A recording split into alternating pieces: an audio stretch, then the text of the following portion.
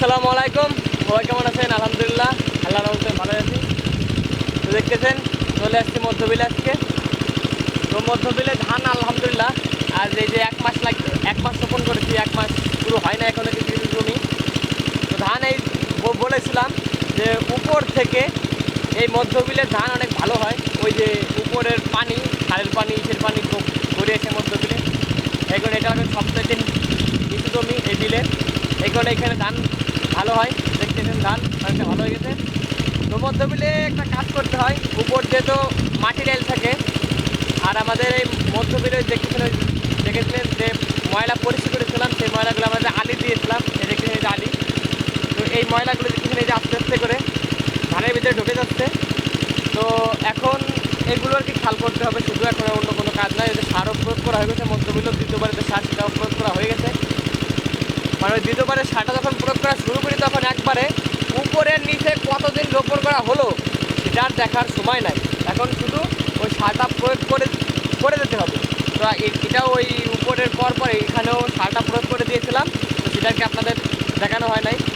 কিন্তু এখন এই যে দেখতেছেন এই যে মালঞ্চ বন আগাছা, এটা আর কি আপনার ভুঁড়ির ভিতরে ধান থেকে ঢুকে যাচ্ছে।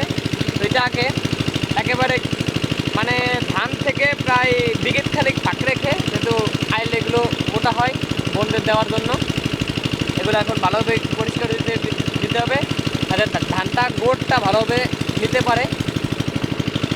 এই কারণে এটা করতে আসছে এখন। আর দেখতেছেন পিছনে ওই পাশে মেশিন চালিয়েছি, মেশিন পানি দিতে হবে এখন।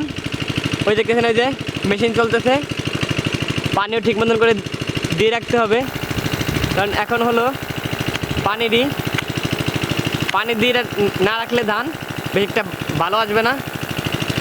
এখন এইদিকে খেয়াল রাখতে হবে। তো আসুন এই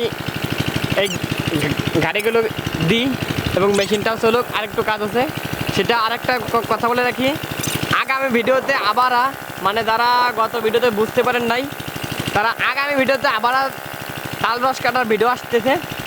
আগামী ভিডিওই পাবেন তাল রস কাটার ভিডিও।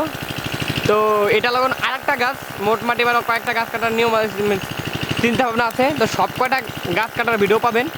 তো আমার মানে একটাই যদি না বলেন, কয়েকটা ভিডিও, কয়েকটা ভিডিও যদি দেখেন তাহলে বুঝতে পারবেন। তো সব দেখতে পারতেছেন দুই পাশেই একেবারে পরিষ্কার করে দিয়েছি ইয়াল, একেবারে এখানে মানে যত হয়েছিল সম্পূর্ণ করে ফেলেছি। আর এখন এই পানিটা হলে তারপরে যাবো। চলুন এখানে বাড়ি আজকে দেশি মাছ মারতেছে, তো দেখি কী কী মাছ মারে, এখন আপনাদের দেখাই। আরেকটা কাজ আছে, ওইখানে যে আমাদের পুকুর, ওই পুকুরে একটা দান দেন, আপনার দেখা যে আমি আব্বা দিয়েছিলাম দেখেছেন। ওই দান দেনগুলো আজকেও দিতে হবে, পুরোপুরি হয় নাই, বুঝতে পারছেন। তো দেখেন, তো চলুন যাই, ওই আগে দান দেলটা দেবো, এরপরে দেশি কী কী মাছ পাই চাপ জলে সেটা আপনাদের দেখাবো। চলুন এখন এখানে যাই। এই যে বানটা একটু নিচু হয়ে গেছে, এই যে এখান থেকে মাটি দিয়ে দেবো। হ্যাঁ দিস নিয়ে দেড়টা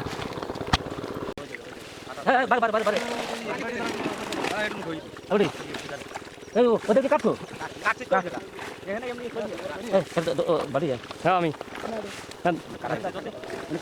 দেখে শুনে দিও। আরে দূর বেটা, ওই তোমাকে মনে তো ধরে তাহলে তোমরা দেখছি ওটা উঠে দিতে দেবেন করতে বলে না। আর দাদা যেরকম গাই সেরকমই দেখ আরে এই ডালটা এরকম এই ডালের ঘর মাছ লাগবে, তা তো দেখতেছো টান থাকে বলে 10 টাকা 5 টাকা বসে।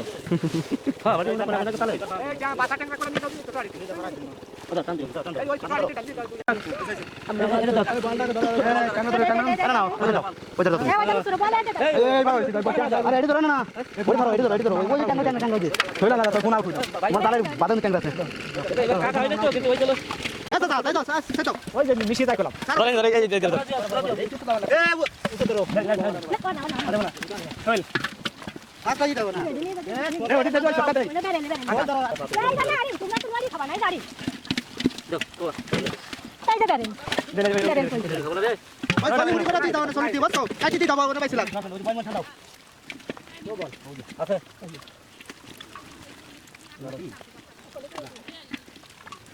বল হলো সাইড দিয়ে কোন এই আগে তিনটা দিতে নাকি আটটা উঠছে কাটা না তুমি এটি ওইটা দাও হয়ে উঠছে তুমি এটি দাও ভাবি এই বিষয় করে বসিস না না ওটা ওটা ইসা ভাই দাও ওটা পরিবারে করে চাঁদা তো বিয়ে তার বিয়ে ওই করে বিষয় আছে চাঁদা দিনেছে দাদা এই বিয়ে চাঁদা তো ভালো তাই কি ভালো করে সালা দিছিস হয়